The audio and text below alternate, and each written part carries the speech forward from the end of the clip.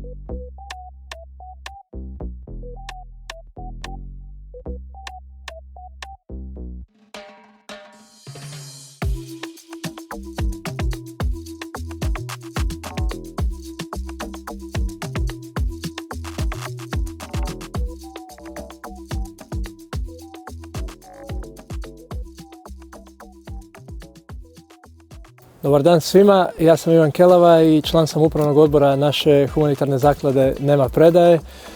Danas smo imali čast ugostiti odbojkaški klub Rovinj koji su došli malo kod nas u posjetu, vidjeti ovaj naš lijepi stadion. Imali smo baš lijep obilazak cijelog stadiona od slačionica. Imali smo tu, dečki imaju i brazilske odbojkaše koji su se oduševili sa nekim slikama Pelea i tako. Obišli smo sve naše trofeje i imali smo čast dodijeliti im donaciju od 3000 eura koja će im pomoći u budućnosti i razvijanju odbojke u samom Rovinju, a i u funkcioniranju njihovog odbojkaškog kluba.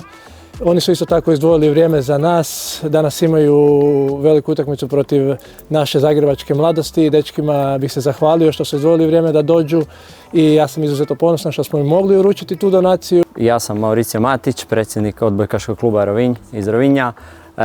Kao prvo želio bih se zahvaliti